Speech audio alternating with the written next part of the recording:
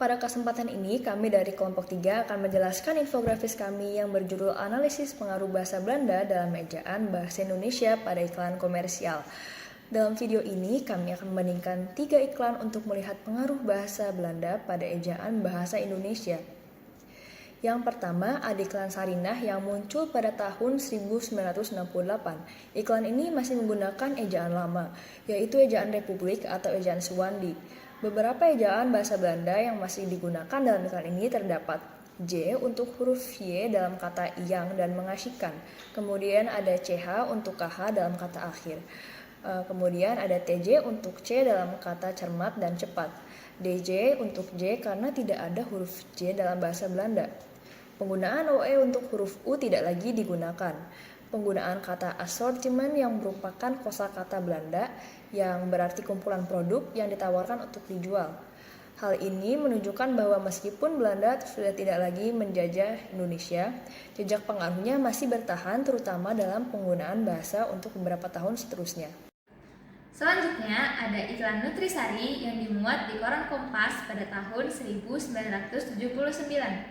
Di iklan ini, ejaan bahasa Belanda sudah tidak lagi digunakan, namun sudah mulai menggunakan ejaan yang disempurnakan atau EYD yang sudah berlaku sejak tahun 1972. Huruf J tidak lagi ditulis dengan gabungan huruf D dan J. Namun, beberapa serapan kata masih digunakan, seperti kata ekonomis yang diambil dari kata ekonomis.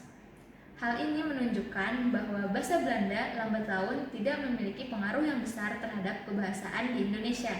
Namun, beberapa serapan kata masih digunakan. Selanjutnya ada iklan mobil Karimun yang dimuat dalam berita Kompas pada tahun 2000.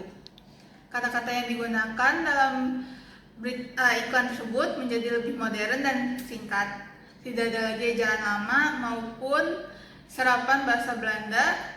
Lalu penggunaan bahasa yang digunakan justru beralih dari bahasa Belanda ke bahasa Inggris. Contohnya pada kutipan kalimat cara paling well, lalu asuransi all risk. Perkembangan zaman mempengaruhi penggunaan bahasa. Jauhnya jarak dari kolonialisme dan kemerdekaan membuat pengaruh Belanda dalam bahasa Indonesia semakin berkurang. Pengaruh Belanda dalam bahasa iklan di Indonesia semakin berkurang seiring waktu. Dahulu, ejaan dan kosakata Belanda masih sering digunakan. Namun, lambat laun hanya tersisa beberapa kata serapan yang telah disesuaikan dengan bahasa Indonesia. Kata-kata seperti gratis, karcis, dan merek masih bertahan. Tetapi beberapa istilah mulai tergantikan oleh bahasa Inggris, seperti brand menggantikan merek atau account menggantikan rekening. Meski Indonesia telah lama merdeka, pengaruh bahasa Belanda tidak langsung hilang, melainkan memudar secara bertahap. Globalisasi dan perkembangan teknologi mempercepat pergeseran ini. Dengan bahasa Inggris semakin mendominasi dalam periklanan, bahasa iklan terus berevolusi, mencerminkan perubahan preferensi masyarakat yang kini lebih mengadopsi istilah yang relevan dengan tren global. Jika tren ini berlanjut, jejak bahasa Belanda dalam periklanan Indonesia mungkin akan semakin sulit ditemukan di masa mendatang.